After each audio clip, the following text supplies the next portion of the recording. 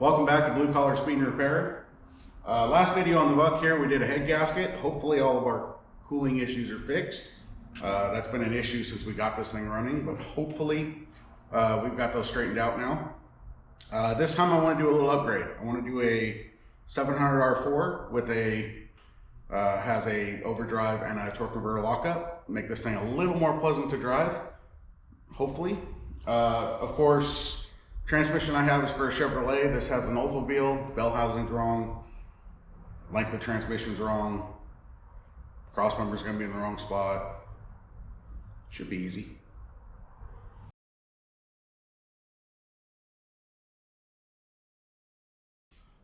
So currently the Vuck has a Turbo 400 Oldsmobile version. So bell housing's a little different, but that is a 3-speed, 1-to-1 final gear, no overdrive. And then the rear end has a 410 gear. So the problem, or I wouldn't say problem, but currently about 60, 65 miles an hour, it's 3,500 RPM. This thing's screaming. I'd like to make it a little more pleasant to drive on a longer trip. I've driven it back and forth to work a couple times at 30-ish miles, 35 miles, something like that. And this thing's just screaming down the highway the whole way. I'd really like to be able to enjoy it on longer trips without it screaming at me. As well as RPM, bringing the RPM down should help it keep cool a little better. So like I said, Turbo 400 is going to come out. I have a 700R4 that's been in a couple different things. We're going to put it in here. Hopefully it's its final place, final home, and should work out good, I think. So this is the unit here. This is a FTI built by a company called FTI. It's their stage 2 or stage 3. It's supposed to be good for, I think, 500 horsepower, something like that, 450, I don't remember. It's been a while. This was originally bought for my green 74 C10 that is now wrecked and gone. That drivetrain is in the 59 that we've been working on. Has a 2400 cell converter. I put this in the C10 and instantly had buyer's remorse. I knew I wanted a manual and went this route. Don't know why I did. That ended up getting a Tremec TKX 5-speed anyway. The blue blue 83 C10, that's my daily driver. Bought it with a bad 700R4. This went in it, and it ultimately got a T5 out of an S10 pickup. So, have this thing, been in a couple different vehicles. I prefer all my stuff to be manual. That's just a preference. It's one of those things in newer cars that they don't do anymore. Nobody does manual transmissions. I prefer them personally. Again, it's just a preference, but this thing, the transmission is pretty far behind you. Putting a manual in this would be a very difficult task.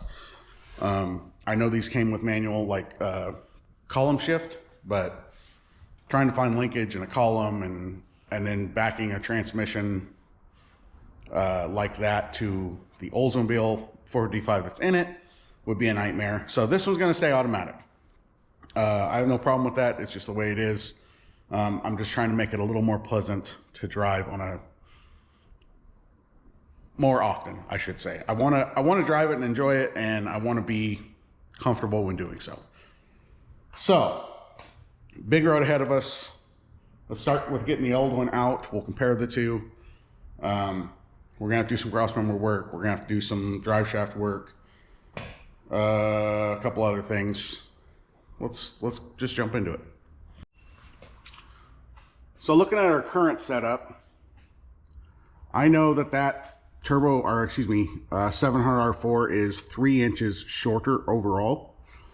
Also, if you notice how this mount is part of the tail shaft housing,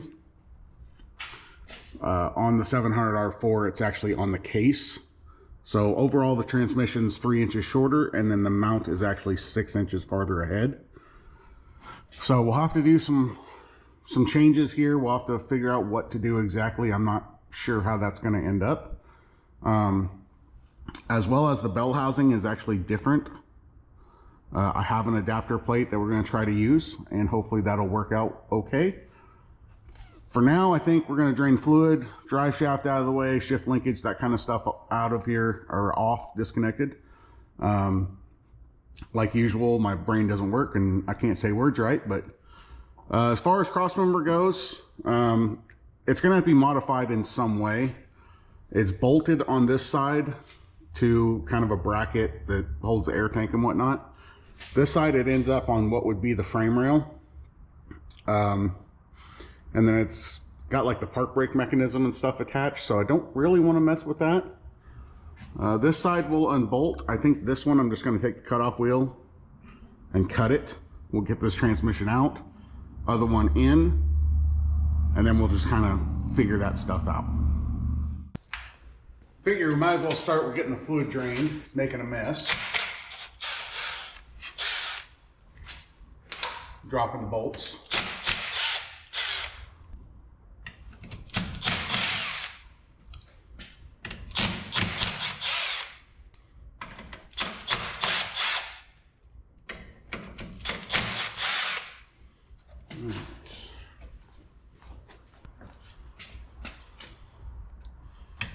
It's already dripping.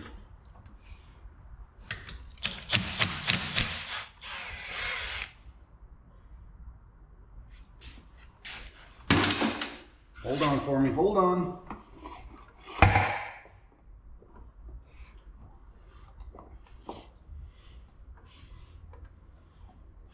How much of this are we going to catch and how much is it going to make a mess?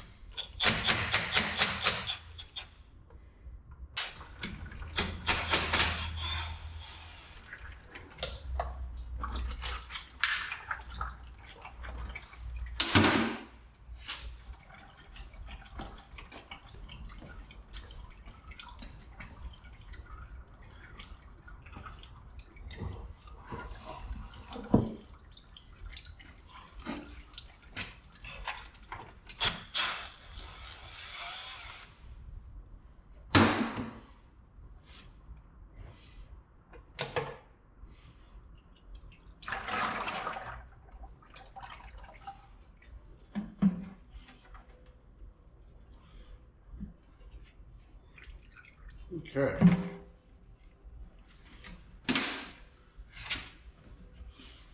Inside of the trans actually looks pretty good. Little bit of material in pan, but not too bad. All right. That's the bulk of the fluid. So now we can put this back on. Take this thing out. Hopefully not make a giant mess any more than we already have. Get our comically small drive shaft out. This thing's tiny. A little strange seeing it behind a big block. Although, I guess this whole van isn't that heavy. But still. Seems like this thing would just snap under any kind of pressure.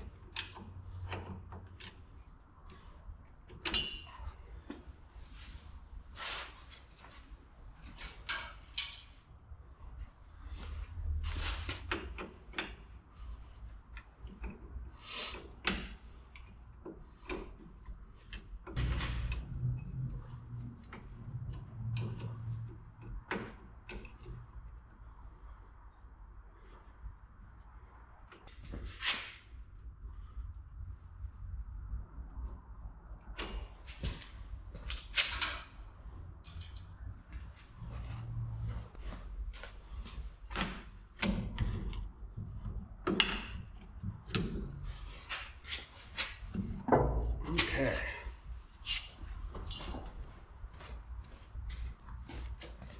All right, before we go any further, I want to measure what we're at here on our output shaft.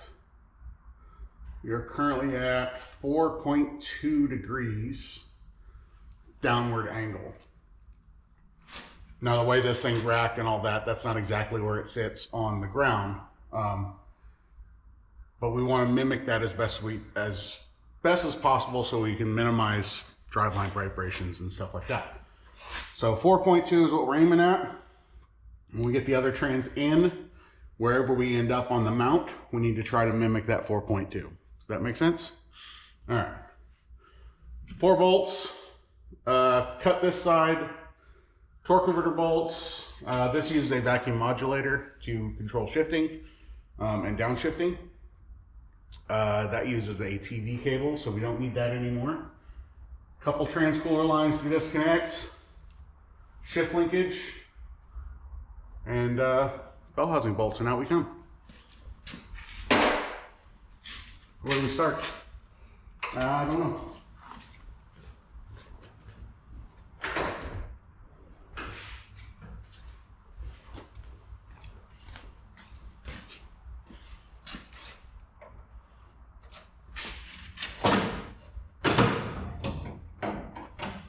Start with the easy stuff.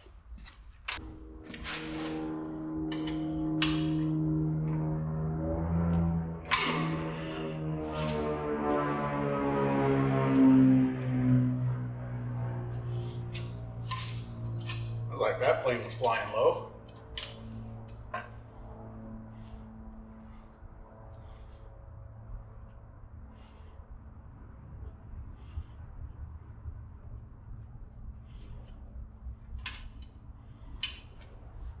It's one.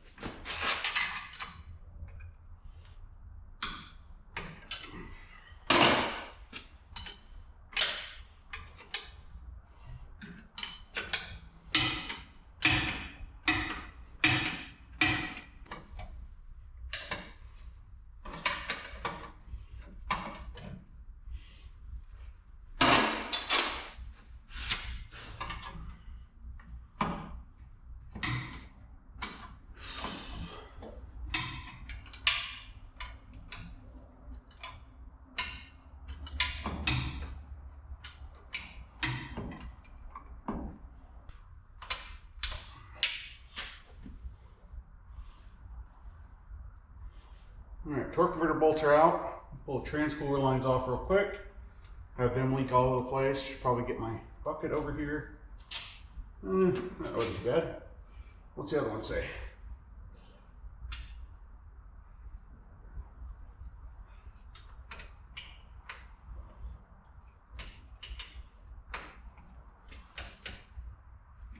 It's gonna be difficult. The light's right in my face.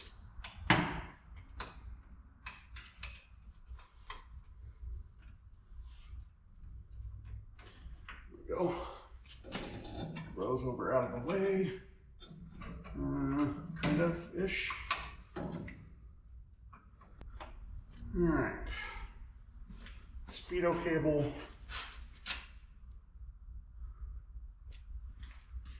And I guess cross member and then bell housing bolts. All right.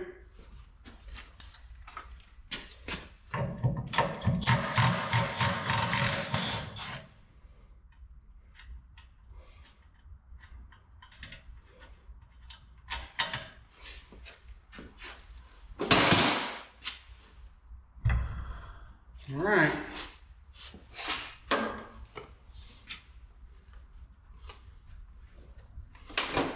Here goes nothing.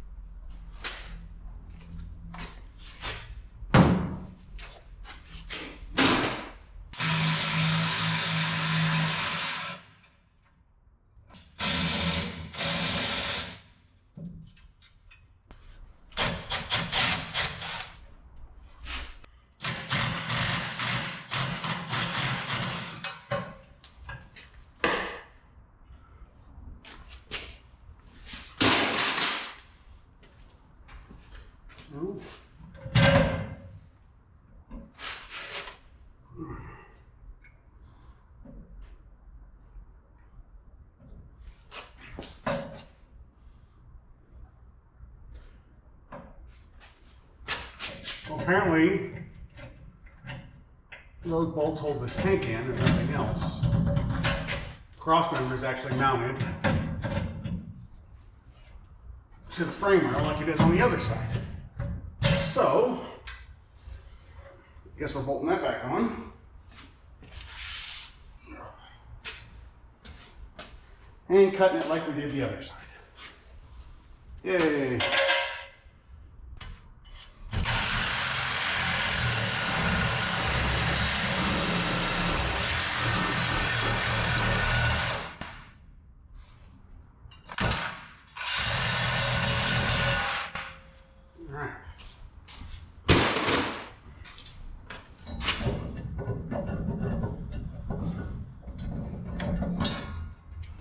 That was a bunch more work than it should have been.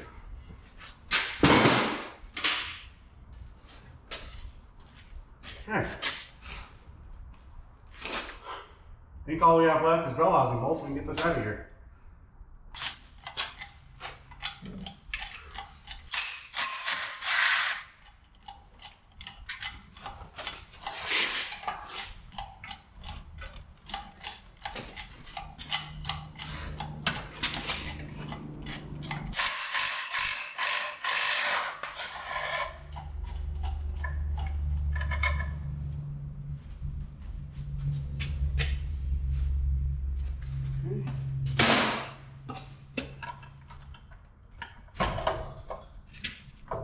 Should be able to bring it down.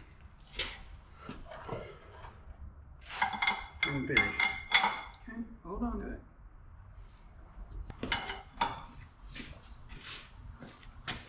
Ready?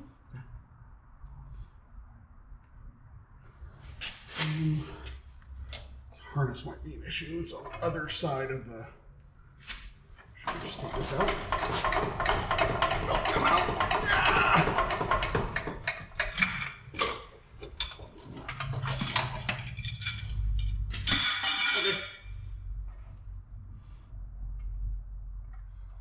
Go for it.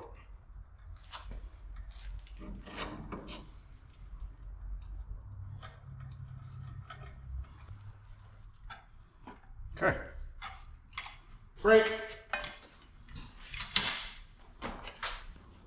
All right, got the two transmissions out side to side, or side by side rather.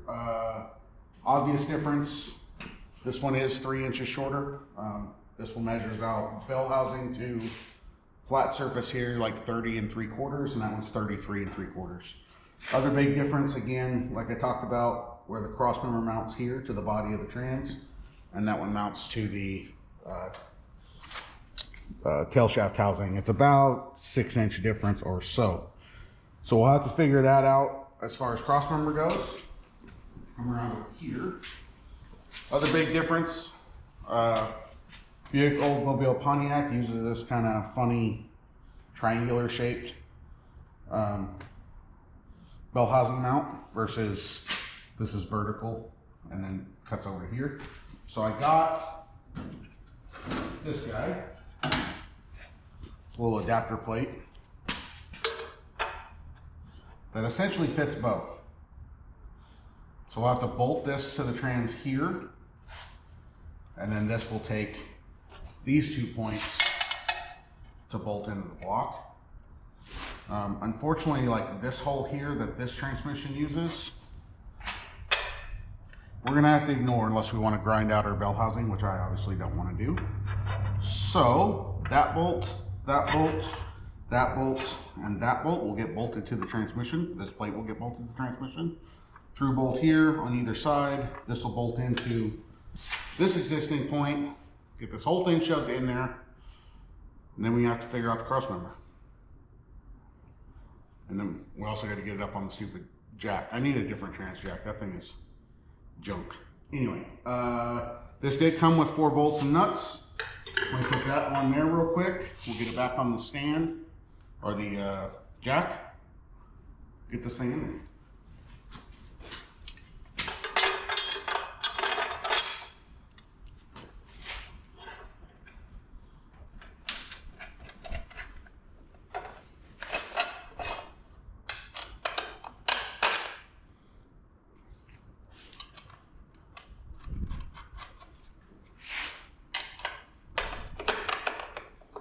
It doesn't really fit. There we go.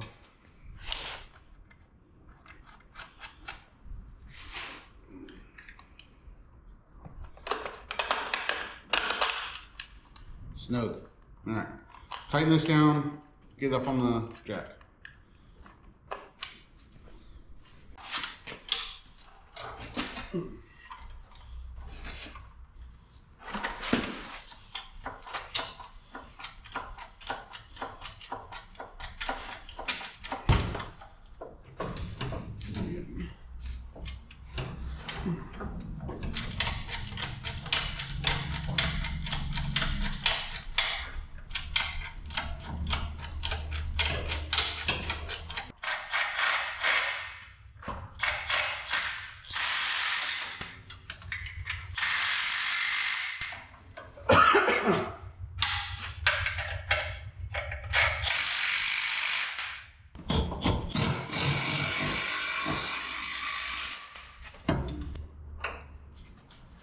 Okay, we're going to take a few minutes to get the lines hooked up, torque converter bolts in, shift linkage, speedo cable, that kind of stuff, and then we'll figure out this cross member.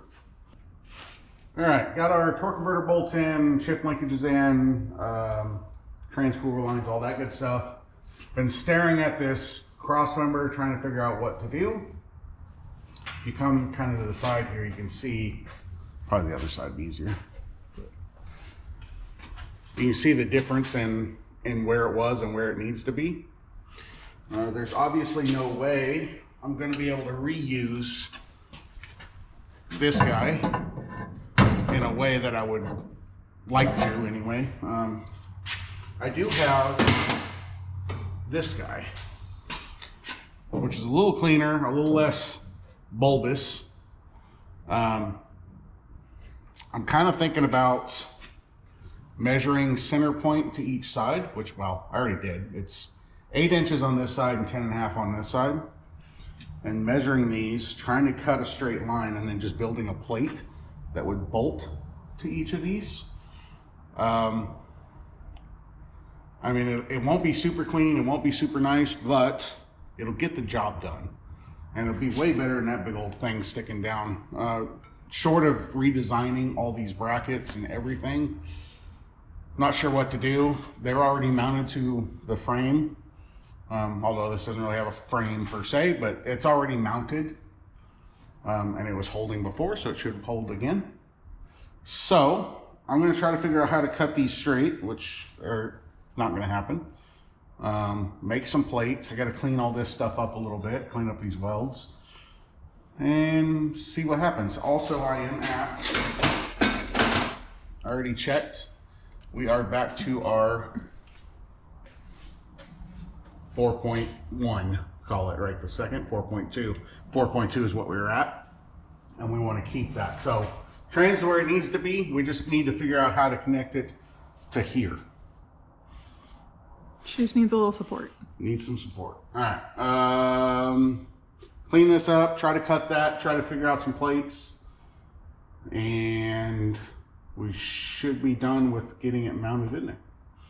And then we still have drive shaft to figure out, TV cable, torque converter lockup. A lot of work to do still. All right. Get to work. Yes, sir.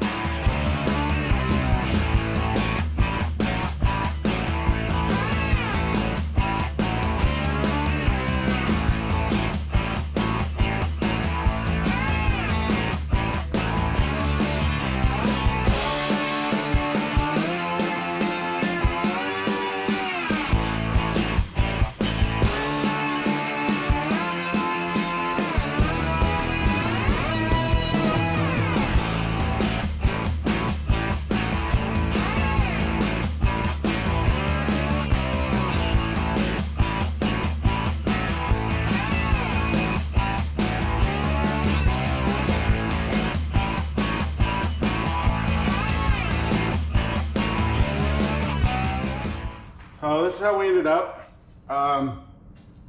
Instead of making brackets, I just used some scrap that I had. And yeah, cut this to fit, welded them into place, drilled a couple holes into our other brackets. Did make a minor mistake. If you look up in here, this actually slides into a rubber mount. And remember when I said it was 8 inches on one side and 10.5 on the other? This had moved out, so I had to extend this over about 1.25 inches or so. My mistake, it happens, oops. No big deal, it is in there nice and solid. And I did double check, we were at 4.2 before, and we are currently at 4.1. So our angle's good, it's in there, it's solid. I think as far as the transmission goes, everything down here is done. We've still got TV cable to figure out.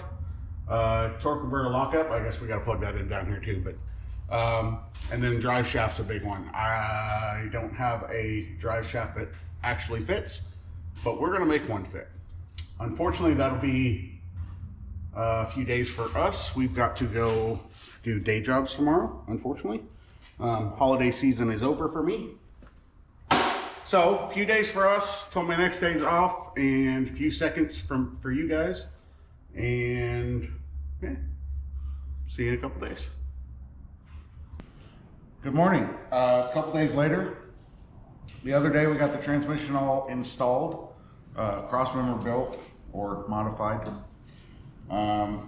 Today I want to get all this buttoned up. So we got torque converter lockup to deal with, TV cable to deal with, and drive shaft. So we know this 700R4 is about 3 inches shorter than the Turbo 400 that was in it. And currently, if we go yoke to yoke, we are almost exactly 36 inches. So we need that to be 39 inches. I don't have any tubing in order to extend this or make it longer. But I do have another drive shaft that came out of my other square body that this transmission was in. So we know the yoke's right, and that also had a 12 bolt, which this has a 12 bolt, so we know the U-joint's right. So plan is shorten this drive shaft at home. Not ideal. Obviously you should be taken to a drive shaft shop where they can set it in a jig and balance it and all that stuff, but I'm not the first person to shorten a drive shaft at home in the garage. I'm sure I won't be the last. As long as we can get it as straight as we possibly can, and a nice clean weld. It's windy outside, there's background noise, I'm sorry. As long as we can get it as close as possible, worst case scenario, we can take it in and have it balanced if it becomes an issue. So, I'm gonna start with cutting this end off. So the yoke piece slides into the tubing. So I need to cut the weld, but not cut too deep that I go into the flange that's on the yoke. So be careful of that. I'm just gonna try to follow this line as best I can. And then, like I said, this one's 36 inches outside to outside of the yoke. This one is 57.5. So once we get this cut off, we're gonna measure back 18.5 inches. Cut this off as straight and true as possible. Weld it back together. Hopefully it works. All right, I ground down a couple high spots on our weld. Hopefully we can cut this straight. Again, you don't want to cut too deep. You don't want to cut through the flange.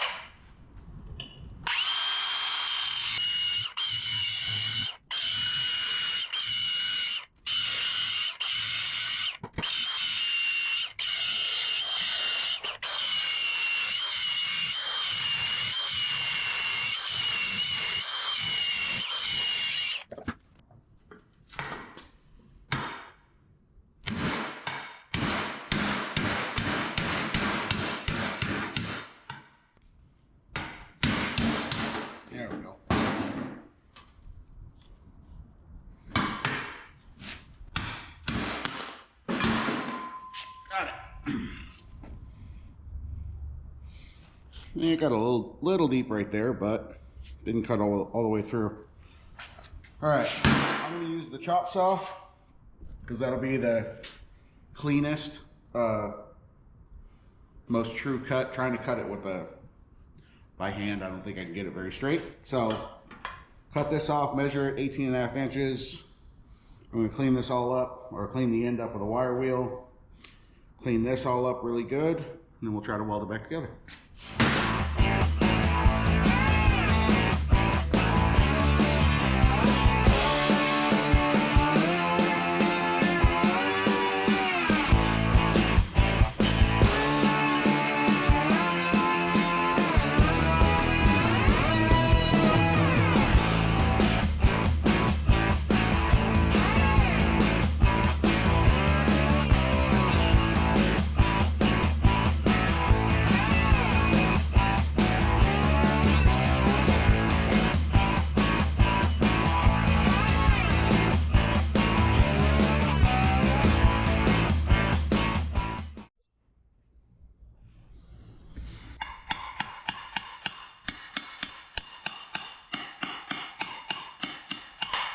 Okay. These caps.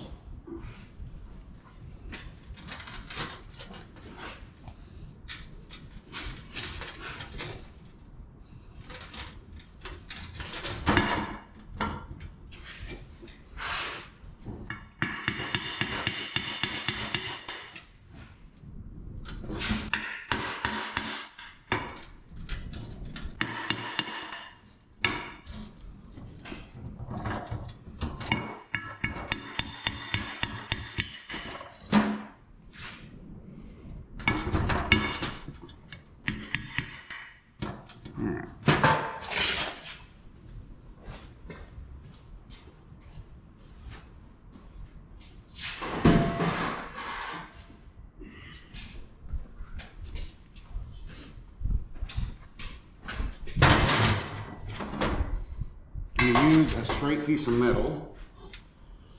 These surfaces should be flat. So I'm going to clamp this in and clamp this in. That will make sure that we're not out of sync. As far as, well, that'll also put it in plane this way. As far as this way, we're going to have to kind of eyeball it. Again, I don't have a jig of any sort, so we're just going to make it work. The C-clamps don't go big enough.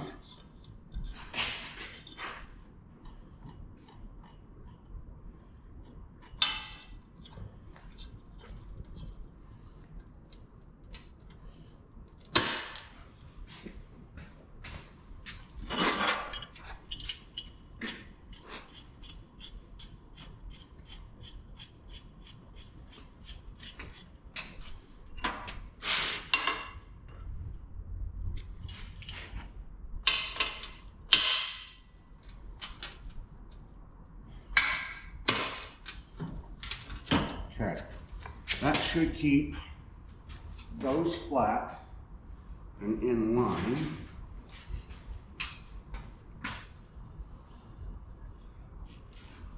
The rest of this looks even all the way around. So I think I'm just going to tack it and hope for the best.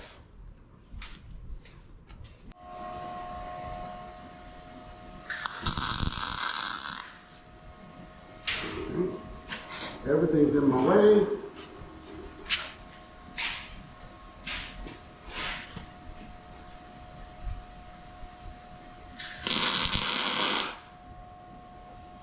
Okay.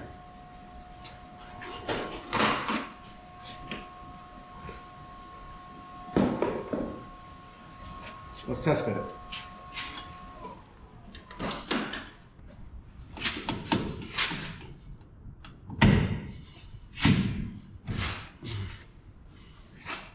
Okay, we got about an inch or so.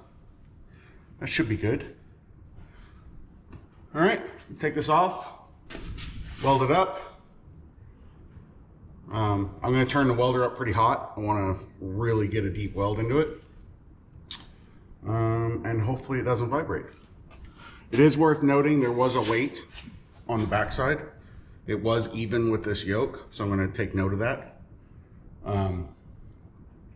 If this does vibrate, we'll measure where it is on that one, reinstall it.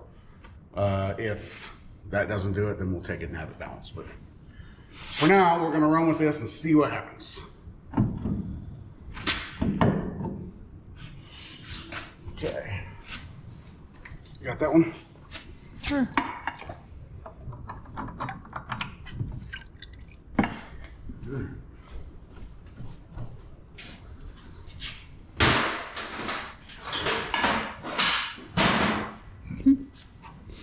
Watch the puddle over there. What? Watch your puddle over there. All right. Here we go.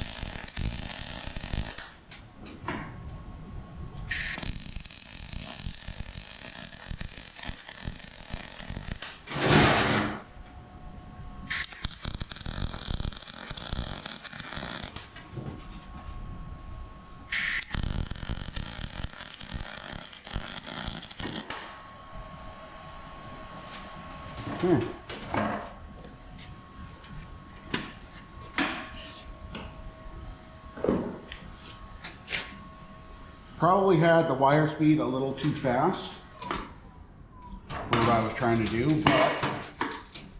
but even with the starting and stopping, it's fairly consistent all the way around. Like I said, if we have to have a balance, we'll have a balance. But all right, hit this with a wire wheel real quick. Let it cool off. Some black paint, and we'll get it installed, and then we'll finish this thing up. All right, we skipped ahead just a little bit. Drive shaft painted and installed, so that should work out fine. Hopefully it doesn't vibrate. We'll see. I did go ahead and hook up the connector for the torque converter lockup. Ran a wire, fished it up to the back here. I'll have to reach down to the top to get that. Everything else down here I believe is done, so all we have left is to hook up that wire to an ignition source, which we're going to put a vacuum switch in place, and we'll talk about that in a couple minutes. And then the TV cable, and I'm excited to go drive this thing. All right, with everything buttoned up underneath, I want to finish up the top. So 704 uses what's called a TV cable. It's not a kickdown cable.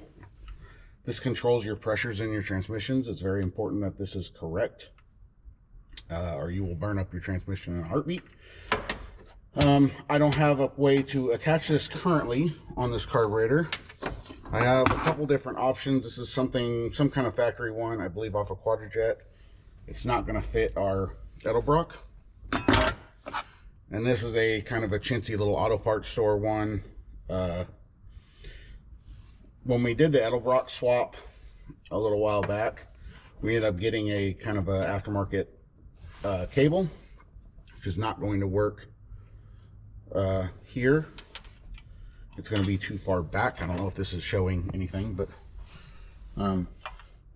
it's going to be too far back.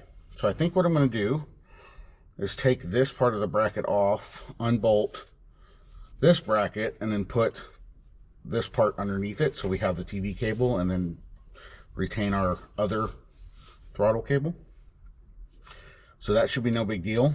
Other than that, I'm going to run a vacuum switch. Now I pulled this off of my blue daily driver C10 that's manual transmission now. It had this transmission in it before. What this will do is I ran a wire to an ignition source at the fuse block. We'll plug it into one side of the switch. The other side will go to our torque converter lockup. So essentially this will sense vacuum, and when it has higher vacuum, as in less load, it will allow a connection, and when it has less vacuum and more load, it'll break this connection.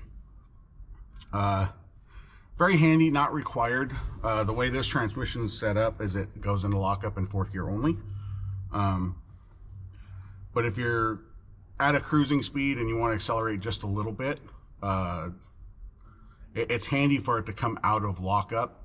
The way I had it set up before was just on a switch, which worked fine, but it's nice to have it do it automatically.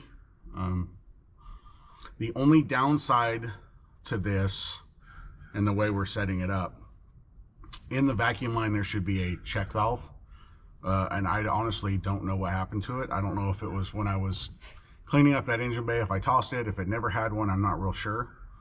There's a little check valve that allows the vacuum to go into the switch easily, and it comes out of the switch slowly, and that keeps it from hunting in and out of lockup. At certain like lower RPMs, lower load, I've had it happen where it'll just lock up, unlock, lock, unlock, lock, unlock, lock. Not the end of the world.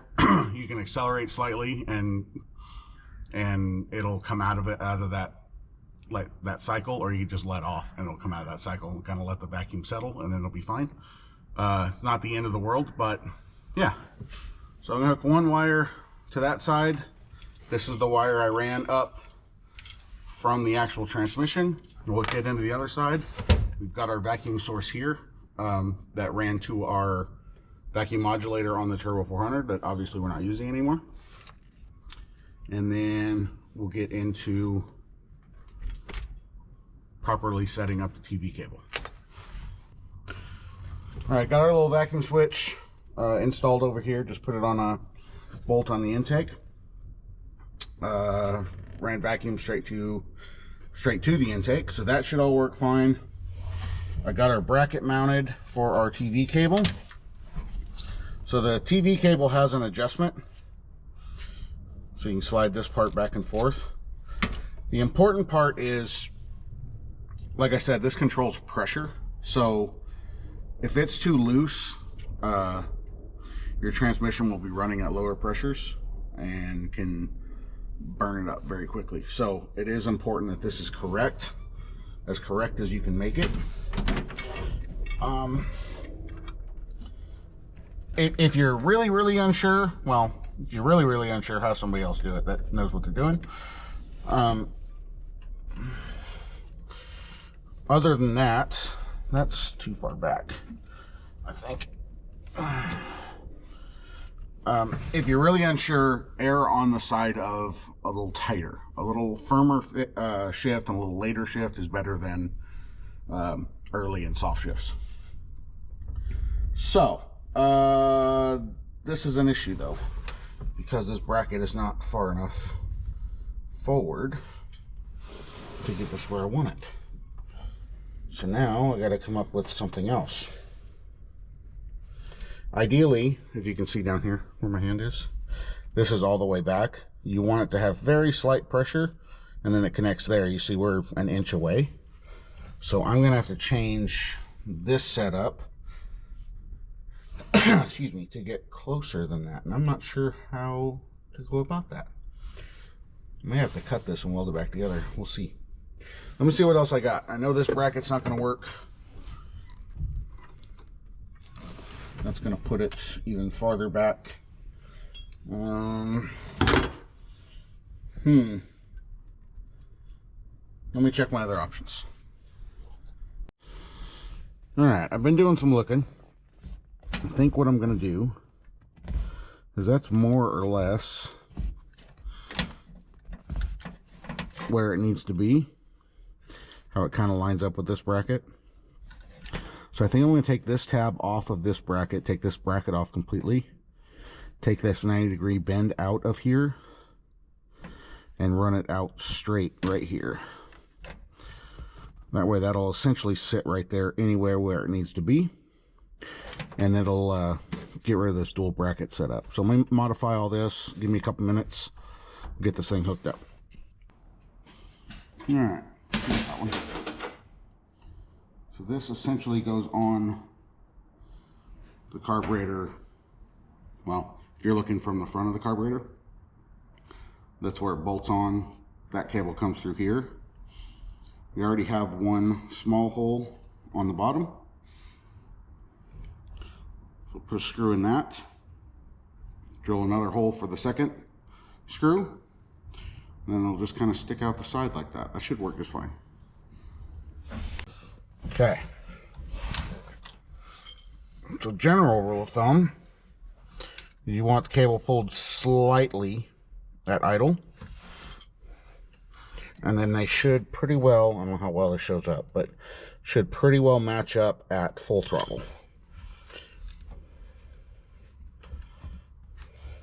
I think this bolt's gonna have to go away. That's not gonna work out, but let me get that bolt out of the way because I don't think that's gonna cause issues.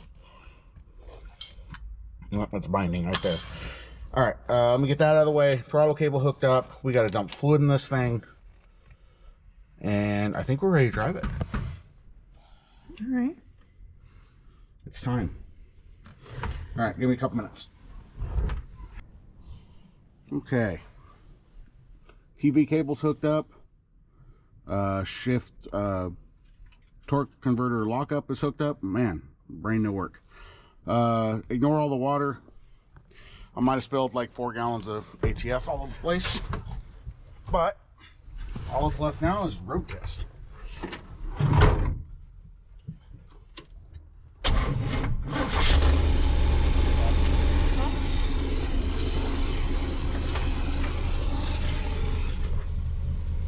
I left the air cleaner off in case we need to adjust the cable. Just leave it unlatched for now. No seatbelt. I don't know why I'm reaching for that. All right.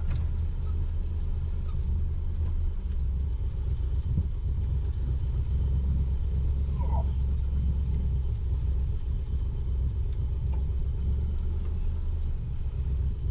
Well, it goes into reverse and drive anyway.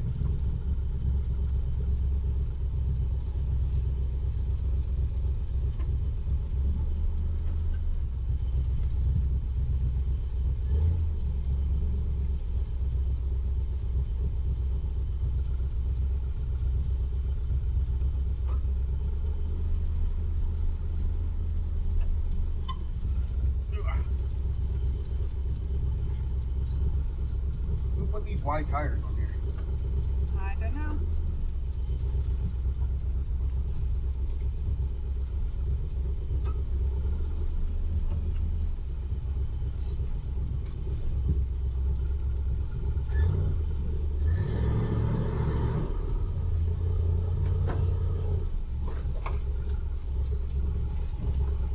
Go up.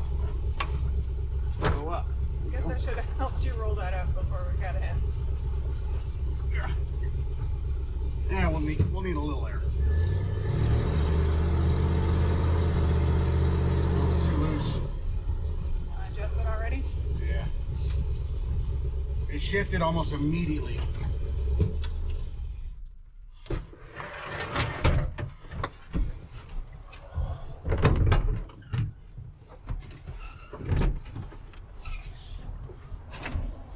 Don't fall in.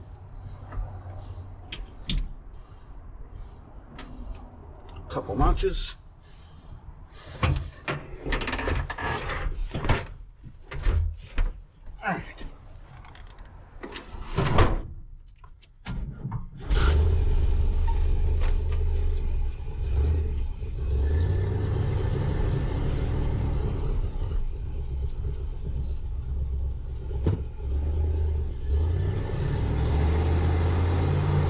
Second.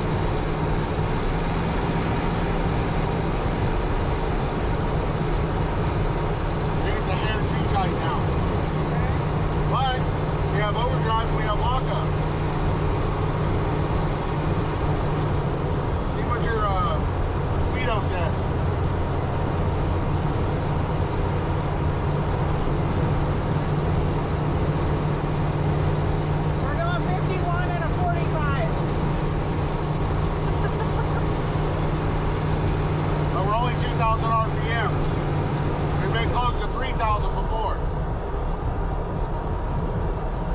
There was some cold air coming out of that. Yep. All right, let's loosen this just a hair.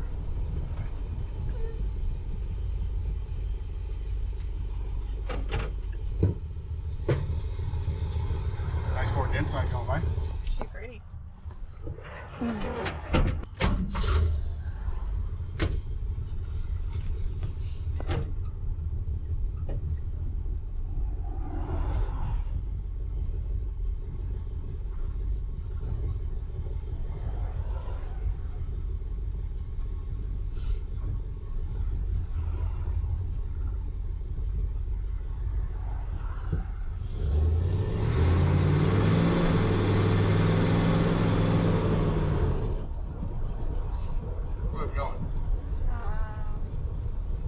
Let's go right. We didn't have good luck going straight last time.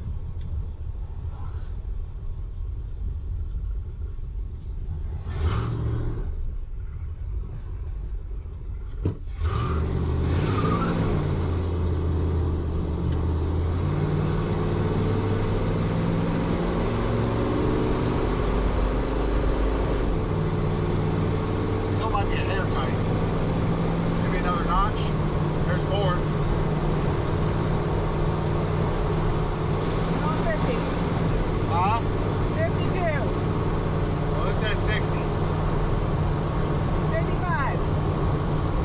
We're just a hair over 2,000 RPM. And the speedo's at, well, like 8 miles off. Of course you gotta turn here.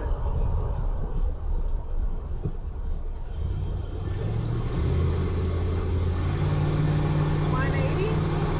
185.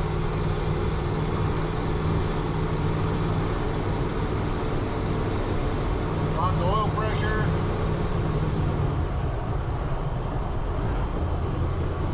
All right.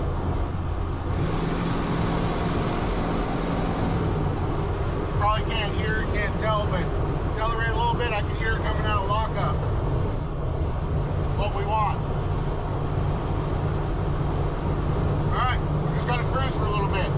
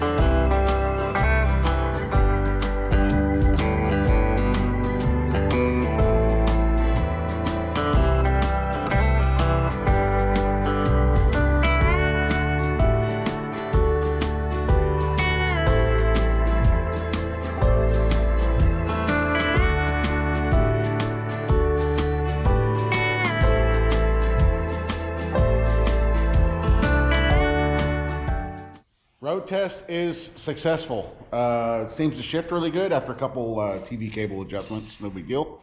Torque converter lockup seems to work really well, which there was no reason it shouldn't, but as well as the vacuum switch for that. And we didn't feel any driveline vibrations, which is good. Although we only got up to about 55 or so, which is fine. If it's going to vibrate, it's probably going to vibrate by then anyway. But all in all, I'm happy. Should be able to cruise this thing pretty good.